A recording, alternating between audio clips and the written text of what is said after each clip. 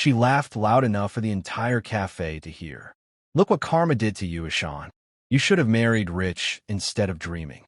Natasha Mehra, the woman who'd promised to love Ishaan Patel, even if we had nothing, stood in that Edison, New Jersey cafe mocking the man she'd left 2 years ago when his $180 million logistics empire collapsed in a boardroom coup. What she didn't know was that the broke delivery rider she was humiliating had just been announced as the majority shareholder of Quantum Freight, a tech company that had acquired Patel Holdings through a legal loophole the night before. The man reviewing data on a cracked tablet, he just bought her fiancé's entire company. The next morning, Natasha arrived at Patel Holdings headquarters for a routine board meeting and watched Ishaan Patel step out of a matte black Lamborghini, spinning the keys in his hand, flanked by his legal team. When security hesitated to let her into the building, Ishaan said 5 words that went viral within hours. Escort this lady out. She's trespassing. How does someone go from homeless to corporate takeover in 2 years? How does the man you mocked as a beggar become the person who fires your new fiancé? Stay with me, because this story will show you that sometimes the most dangerous person in the room is the one everyone underestimated. And sometimes revenge is just success with perfect timing. Subscribe now. I research and craft these stories of karmic justice and hidden comebacks. Your support keeps these narratives coming. Now let's go back to when Ishaan Patel had everything and thought it would last forever. 25 years old, and Ishaan Patel owned the world. Heir to Patel Holdings, a $180 million supply chain management and freight brokerage empire his father had built from a single truck route in the 1990s. 3 warehouses across New Jersey, contracts with Fortune 500 companies, 214 employees. Ishaan had grown up in the business, spent summers learning logistics software, college breaks riding along on delivery routes. After graduating from Rutgers with a business degree, he joined the company full-time, working his way up from operations analyst to VP of strategy. His father had died suddenly 18 months ago, heart attack at 59, and the board, led by Ishaan's uncle Rajiv, the longtime CFO, had voted unanimously to make Ishaan CEO. Your father would be proud, Rajiv had said at the ceremony, hugging his nephew with what looked like genuine warmth. You're going to do great things. Ishaan had believed him. He'd also believed Natasha Mehra when she'd said yes to his proposal 6 months later. Natasha was everything Ishaan thought he wanted. 24, stunningly beautiful, a marketing consultant who moved through Edison's Indian-American social circles like she owned them. Designer, everything. Instagram following in the 6 figures. The kind of woman who photographed well at galas and knew exactly what to say at business dinners. Their engagement had been featured in India Abroad magazine. Power couple, logistics heir and marketing maven. Natasha had moved into his penthouse in Jersey City, floor-to-ceiling windows overlooking the Manhattan skyline, the kind of apartment that screamed success. She'd been affectionate, attentive, always ready with advice about brand positioning and leveraging social capital. Looking back, Ishaan would realize she'd never actually asked about the business, never cared about logistics, supply chains, the work itself. She'd cared about the lifestyle the business provided. And when that disappeared, so did she. The coup happened on a Tuesday in March. Emergency board meeting. Rajiv had called it, claiming urgent financial irregularities that needed immediate attention. Ishaan had walked into the conference room at Patel Holdings headquarters in Newark, completely unprepared for what came next. 7 board members. His uncle at the head of the table, and a forensic accountant Ishaan had never met, presenting a PowerPoint that destroyed his life in 43 slides. $8.7 million in unauthorized transfers. Client funds moved to personal accounts. Fraudulent vendor invoices. Pattern of embezzlement spanning 14 months. Ishaan had stared at the screen. What? No, I never. The accounts are in your name, Rajiv said quietly, gravely, like he was heartbroken to be saying it. We've verified the signatures. The transfers. Everything leads back to you. That's impossible. I didn't sign. The bank has the documents. Your authorization codes. Your digital signatures. The room had been silent except for the hum of the projector. "This is a setup," Ishaan said, his voice shaking. "Someone forged." "Ishaan." Rajiv stood up, walked around the table, put a hand on his nephew's shoulder like he was comforting a child. "I know this is hard. I know you're scared. But we have a fiduciary duty to this company, to the employees, to the clients whose money you stole. I didn't steal anything." "Then where's the $8.7 million? Ishaan had no answer. Because he didn't know. Because he hadn't taken it. Because someone had set him up so perfectly that he couldn't prove his innocence. The board voted 7-0 to remove him as CEO, freeze his assets pending investigation, and file a report with federal authorities. Ishaan's company access was revoked immediately. His bank accounts frozen within hours. His penthouse lease, tied to company housing benefits, terminated by end of week. By Friday, he was homeless. The media coverage was brutal. Logistics heir accused of embezzling millions. Patel Holdings CEO ousted in fraud scandal. From penthouse to prosecution, the fall of Ishaan Patel. Every article included the same photo. Ishaan leaving the Newark headquarters, security escorting him to his car, his face a mask of shock and betrayal. Natasha had called him once. Tuesday night, 3 hours after the board meeting. "I can't be associated with this," she'd said. Her voice was calm, clinical. "My career, my reputation, I have to protect them." "Natasha, I didn't do this. Someone framed me. It doesn't matter if you did it or not. The perception is what matters. And right now, being engaged to you destroys my brand." "Your brand?" Ishaan had been sitting in his car in a parking garage, all his belongings in the back seat, trying to process the fact that his life had collapsed in under 6 hours. "We're supposed to get married in 4 months. We were supposed to. Past tense." She'd paused. "I'm keeping the ring. Consider it compensation for emotional distress." She'd hung up. By midnight, she deleted every photo of them together from Instagram. Posted a statement. "Sometimes you discover people aren't who you thought they were.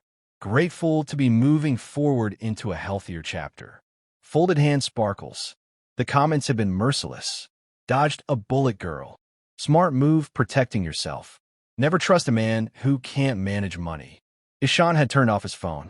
Reclined the driver's seat of his Honda Accord, the one personal asset they hadn't frozen yet, bought outright years ago, and stared at the parking garage ceiling. He lost everything in one day. His company, his home, his savings, his fiancée, everything except the car and the $340 in his wallet. The first week was survival. Ishaan slept in his car in different parking lots each night. Walmart, Planet Fitness, where he still had a membership, a rest stop on the turnpike.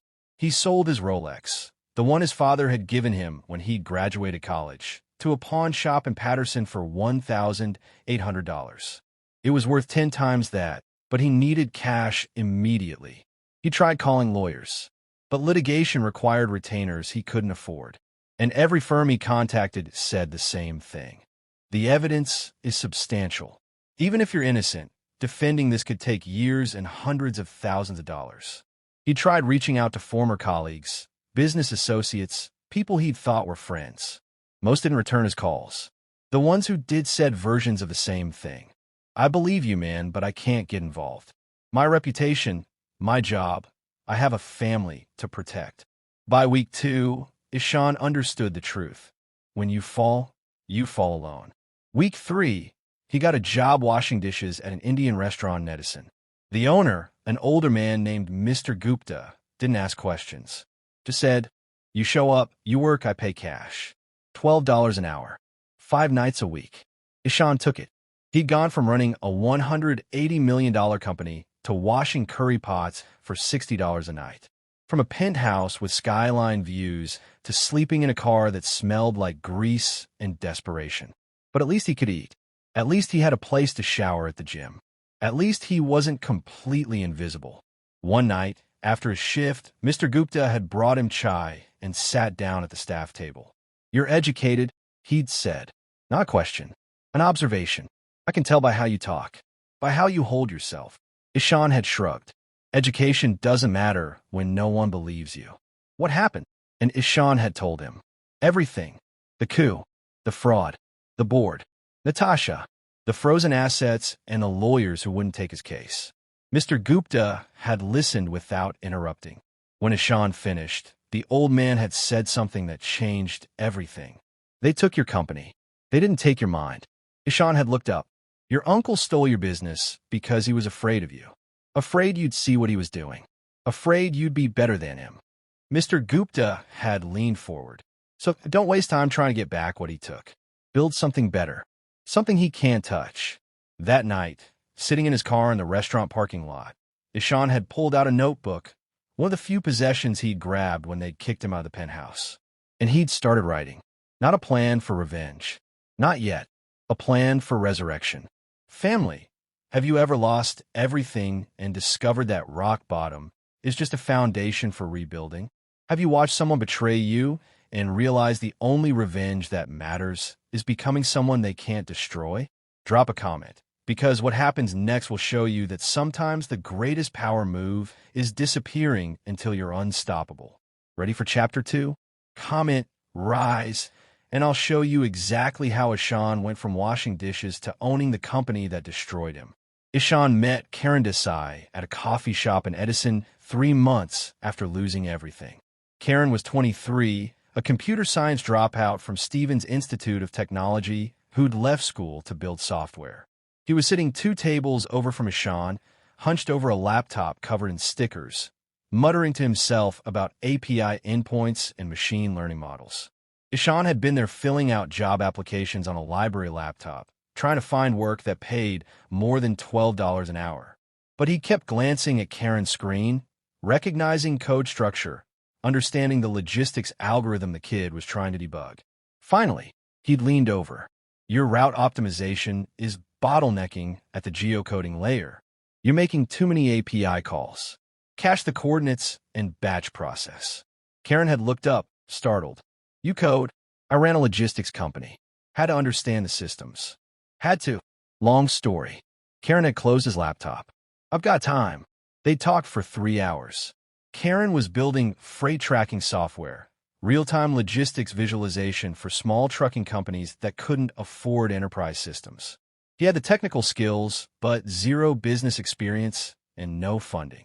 I've pitched 12 investors, Karen had said, frustrated. They all say the same thing. Come back when you have traction. But I can't get traction without capital. Ishaan had studied the kid's demo on his phone. The software was brilliant, rough around the edges, but the core concept was exactly what the industry needed: affordable logistics intelligence for companies that traditional players ignored. What if I told you I know this industry inside and out? I know what trucking companies need, what they'll pay for, how to position this. I'd say you're overqualified to be filling out Starbucks applications. Karen had grinned. What's the catch? No catch. I have experience, but no money. You have a product, but no market knowledge. We partner. Build this together. Split equity 50-50. Karen had extended his hand. You're either crazy or desperate, but I'll take it. Both, Ishaan had said, shaking on it. Definitely both. They'd incorporated Quantum Freight a week later. No office. No funding. Just 2 guys working out of coffee shops and Karen's studio apartment in Jersey City, living on ramen and ambition. Ishaan had learned to code properly, spending 18-hour days teaching himself Python, studying freight APIs, understanding the technology deeply enough to contribute. He'd taken a night shift stocking shelves at Target to pay rent on a bedroom he split with 2 other people in a house in Edison. By day, he was a warehouse worker. By night, he was building a company. Karen had handled the technical architecture. Ishaan focused on market strategy, potential customers, understanding exactly how to disrupt the industry that had abandoned him. When not competing with Patel Holdings, Ishaan had explained one night while they debugged code at 2 a.m. We're making them obsolete. They're still using systems from 2010. We're building AI that predicts delays before they happen, optimizes routes in real time, cuts costs by 30%. And when we're big enough, we eat them alive. Their first break came 6 months in. Mr. Oberoi, a semi-retired venture capitalist who'd made his fortune in logistics tech in the 1990s, had come into the Indian restaurant where Ishaan still picked up occasional shifts. They talked about the industry, and Ishaan had mentioned he was working on a startup. "Show me," Oberoi had said. 2 days later, Ishaan and Karen had presented their demo in Oberoi's Princeton office. The older man had watched in silence as they'd walked through the software. Real-time tracking, predictive analytics, cost optimization, all wrapped in an interface so intuitive a technophobe could use it. When they'd finished, Oberoi had leaned back in his chair. "Who built this?" "We did," Karen had said. "No, I mean who designed the business logic? The route algorithms? This isn't generic software. This is built by someone who understands freight brokerage at a molecular level." Ishaan had met his eyes. "I used to run Patel Holdings." Oberoi had gone very still. "You're that Ishaan Patel?" "Yes. The embezzlement case. I was framed. My uncle orchestrated a coup. But I can't prove it, and I don't have money to fight it in court. So you're building a competitor instead." "I'm building something better. And when it's big enough, I'm buying them out and exposing what they did." Oberoi had smiled slowly. "That's not revenge. That's strategy." He'd opened his desk drawer, pulled out a checkbook. "I'm investing $2 million, 20% equity, and I'm introducing you to 3 other angels who will match me." "Why?" Ishaan had asked. "You just met us." "Because 30 years ago, someone gave me a chance when I had nothing but code and anger. And because watching you destroy the people who underestimated you sounds like the best entertainment I'll get all year." With $10 million in angel funding, Quantum Freight exploded. They'd hired a team, rented office space in Hoboken, launched the platform to 50 beta customers, small trucking companies desperate for affordable technology. The reviews had been extraordinary. Real companies saving real money. Testimonials flooded in. "Cut our fuel costs by 22% in 3 months. Finally, software that actually works the way we work. These guys understand trucking in a way the big companies never did." 18 months after incorporation, Quantum Freight had 300 corporate clients and $47 million in annual recurring revenue. Meanwhile, across the river, Patel Holdings was struggling. Rajiv had proven to be a terrible CEO, arrogant, short-sighted. He'd cut costs by firing experienced staff and replacing them with cheaper labor. He'd lost 2 major contracts by underdelivering. Industry reputation was slipping. Articles appeared in trade publications. Patel Holdings loses ground to agile competitors. Ishaan had read every article with cold satisfaction. The government contract changed everything. The U.S. Department of Transportation had issued an RFP, request for proposal, for a 3-year, $180 million logistics optimization pilot program. Federal freight tracking across multiple agencies. Massive scope. Massive validation for whoever won. Quantum Freight had submitted a proposal built on their AI platform. Real-time tracking. Predictive delays. Cost transparency. Everything the government needed at half the price of traditional contractors. Patel Holdings had also submitted. Rajiv had put together a proposal using their outdated systems, banking on name recognition and relationships. The DOT announcement had come on a Tuesday morning. Contract awarded to Quantum Freight for superior technical capability and cost efficiency. The industry had exploded. Who was Quantum Freight? Where had they come from? How had a 2-year-old startup beaten legacy players? Financial analysts had scrambled to research the company, and one detail had surfaced that made the story irresistible. The majority shareholder, previously listed only as IP Investment Holdings through shell companies, was Ishaan Patel. The same Ishaan Patel who'd been ousted from Patel Holdings in a fraud scandal 2 years ago. The same Ishaan Patel who disappeared from public life completely. Now valued at $320 million personally based on Quantum Freight's post-contract valuation. Bloomberg had run the headline. Disgraced logistics heir resurfaces as tech billionaire. Natasha had seen the article on a Wednesday morning. She'd been planning her engagement party to Rajiv. Yes, that Rajiv, her ex-fiancé's uncle, the man who'd taken over Patel Holdings after Ishaan's ouster. She convinced herself it was a strategic move. Rajiv had money, status, the company. He was older, less attractive than Ishaan, but he was secure. established, and he'd promised her the world. Co-CEO title at Patel Holdings. Unlimited access to company accounts. The life she'd always wanted. Except now Patel Holdings was bleeding money, losing clients, facing hostile acquisition interest from competitors who'd realized Rajiv had driven the company into the ground. And her ex-fiancé, the man she'd mocked, the man she'd left when he lost everything, was worth over $300 million. She'd stared at the Bloomberg article, at Ishaan's photo, older, sharper, wearing a confidence he'd never had before, and felt something she'd never experienced. Regret. That afternoon, Natasha had gone to the Indian café in Edison where she sometimes met her influencer friends. She needed to clear her head, process what she'd learned. And there, sitting at a corner table with a cracked tablet and a chai, was Ishaan. She'd recognized him immediately, even though he was dressed like a delivery driver, worn jeans, a hoodie, looking nothing like the tech billionaire Bloomberg had photographed. Natasha had walked over without thinking. Rajiv was with her, checking emails on his phone, oblivious. "Ishaan," she'd said, loud enough to draw attention. "Is that really you?" He looked up. His face had been neutral, unreadable. "Natasha, oh my God," she'd laughed. The kind of laugh you do when you're uncomfortable but trying to seem confident. "Look at you. Still in Edison. Still struggling." "I'm doing fine. Are you?" She'd glanced at his tablet. The screen was cracked, the case held together with tape. "Because it looks like karma caught up with you. I always said you'd end up nowhere if you didn't learn to manage money." Rajiv had looked up then, recognized his nephew. A flash of something. Fear? Guilt? Crossed his face before he masked it with contempt. "Ishaan, I heard you were working odd jobs. Good to see you landing on your feet." His voice dripped with false concern. "If you ever need a reference, let me know." Ishaan had taken a sip of his chai. "I appreciate that, uncle.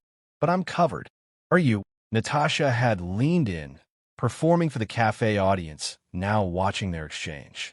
"Because from where I'm standing, you should have married rich instead of dreaming. Look what karma did to you." The cafe had gone quiet. Everyone listening. Ishaan had stood slowly, gathered his tablet, looked at Natasha with something that might have been pity. "You're right about karma," he'd said quietly. "But you're wrong about who it's coming for." He'd walked out without another word. Natasha had laughed again, turning to Rajiv. "He's delusional. 2 years later, and he still can't accept reality." Rajiv had said nothing, because he'd seen something Natasha had missed. The tablet Ishaan had been carrying wasn't some cheap device. It was a $3,000 rugged field tablet used by logistics professionals. The crack wasn't damage. It was from a protective case designed for industrial use. And the chai Ishaan had been drinking? He'd left a $100 bill on the table for a $4 cup. Rajiv had felt ice in his stomach, because he'd just realized that his nephew hadn't been hiding in that cafe. He'd been studying them. The next morning, Natasha's phone had exploded. Text from her assistant. "Have you seen the news?" Text from her mother. "Is it true?" Text from friend. "OMG, Natasha." She'd opened Twitter and seen the announcement that would destroy her world. Breaking. Quantum Freight completes acquisition of Patel Holdings for $190 million through debt purchase. Founder Ishaan Patel returns as chairman. The article explained everything. How Quantum Freight had quietly been buying Patel Holdings debts through third parties for 18 months. How the DOT contract had given them the capital to complete a hostile takeover through a legal loophole. How the board, drowning in losses under Rajiv's leadership, had accepted the offer unanimously.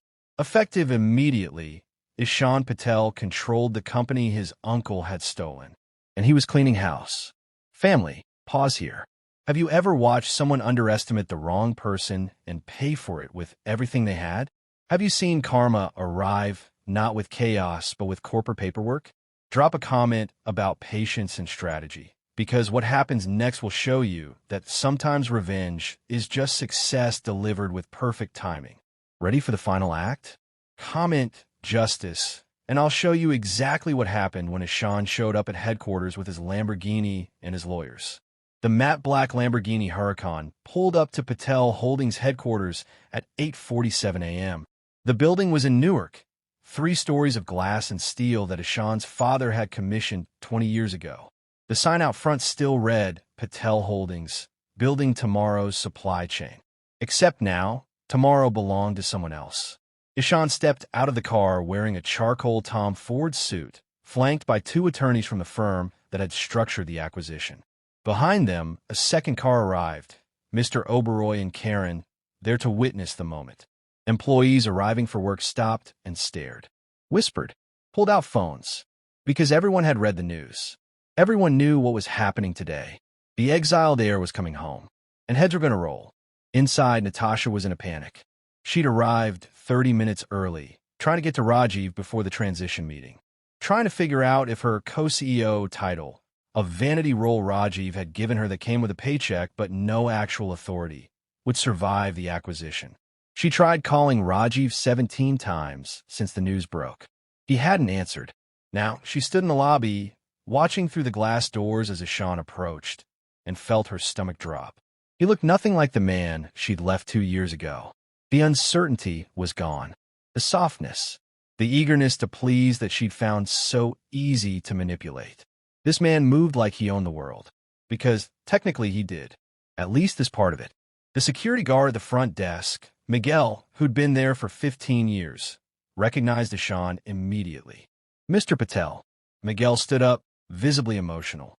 Sir, we heard. I'm so glad you're back. Ishaan shook his hand. Thank you, Miguel. It's good to be home. Your uncle, he's in the conference room. Board meeting was supposed to start at 9. It's starting now. Ishaan glanced at his attorneys. Let's go. That's when Natasha stepped forward. Ishaan, wait. Her voice was high, desperate. Can we talk? Privately. He looked at her like she was a stranger. About what? About everything. About us. About what happened. She reached for his arm. He stepped back smoothly, avoiding contact. I made a mistake. I was scared. I was young. I didn't understand. You understood perfectly. His voice was calm, cold. You wanted money and status. I lost both. You left. That's not complicated. But if I'd known that you were building something, you would have stayed? Ishaan smiled without warmth. No, you wouldn't have.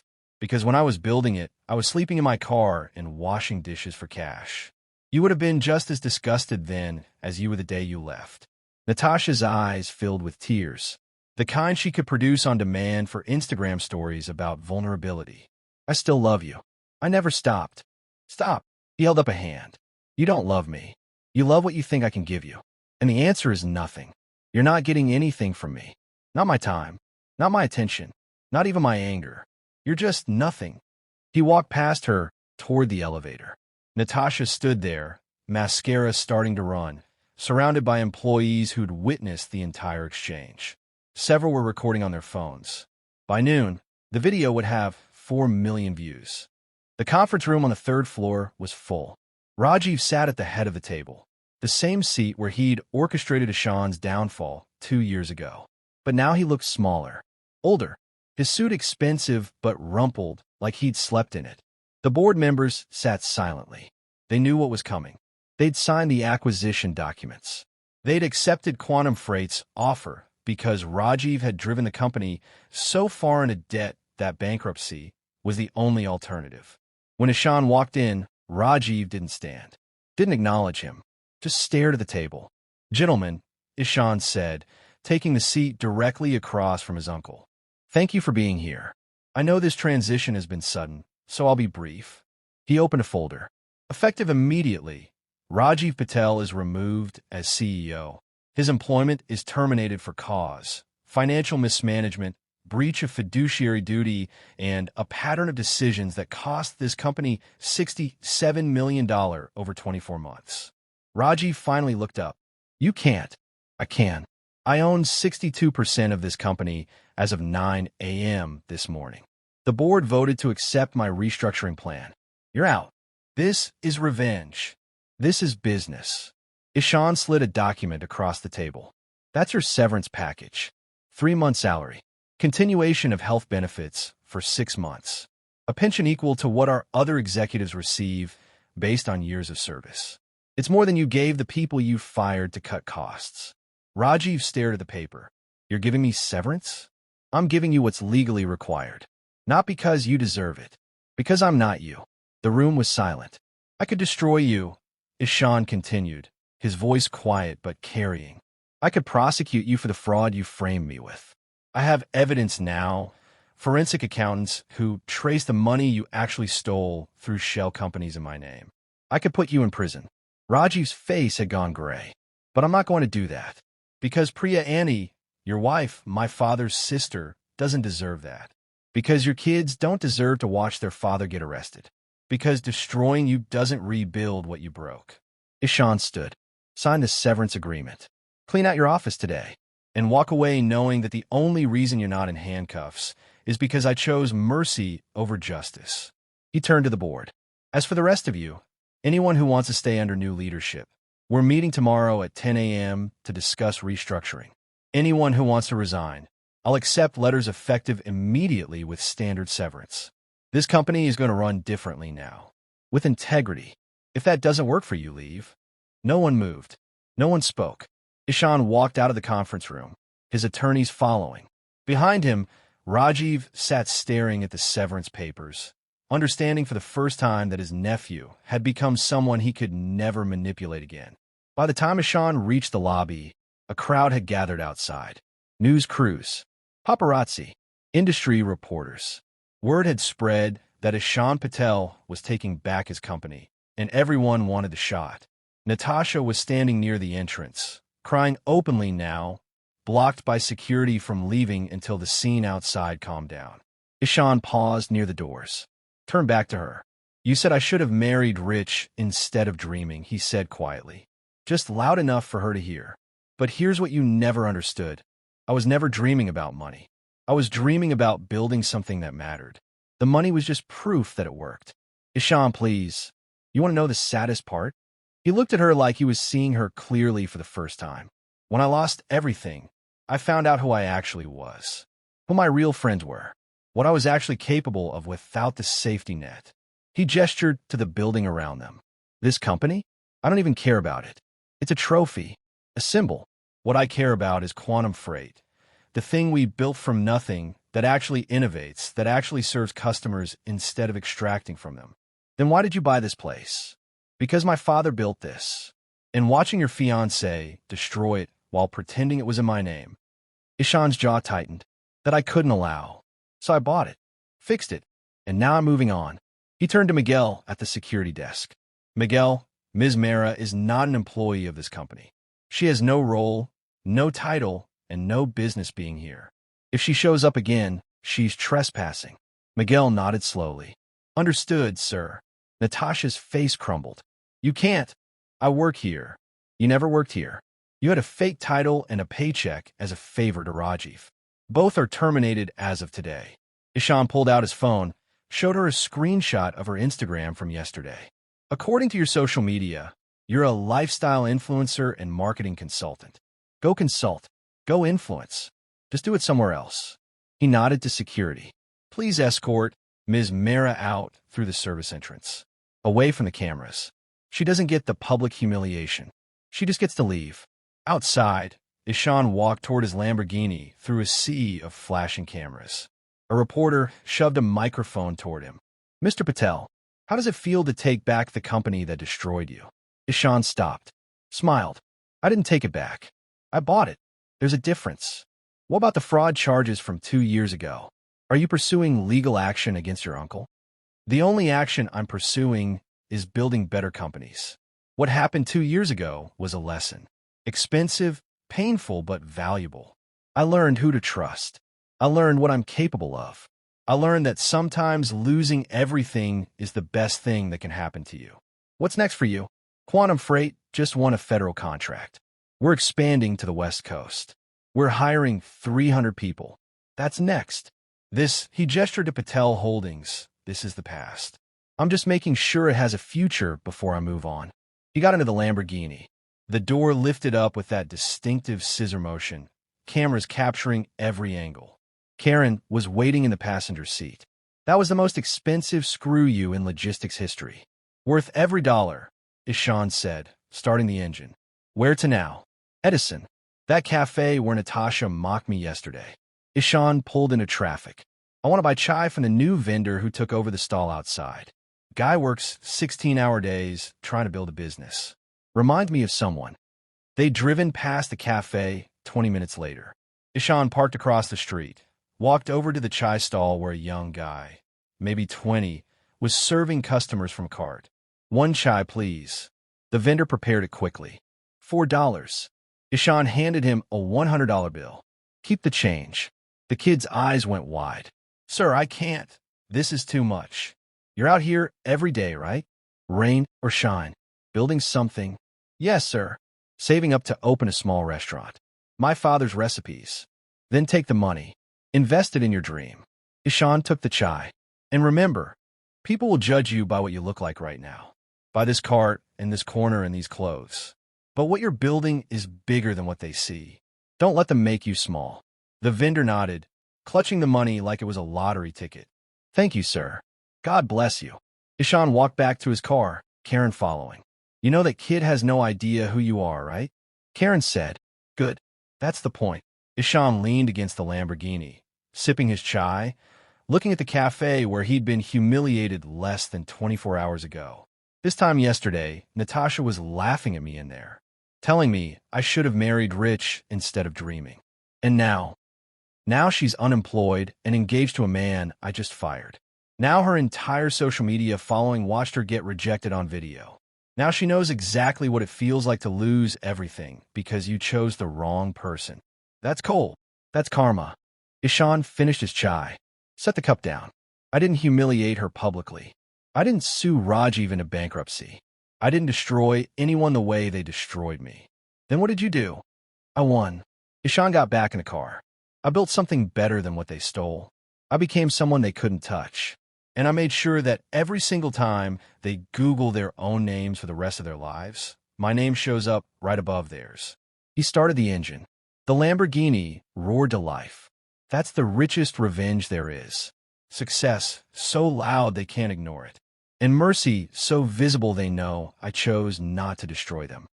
They drove away, the matte black Lamborghini disappearing into traffic, leaving behind the cafe, the company, the past.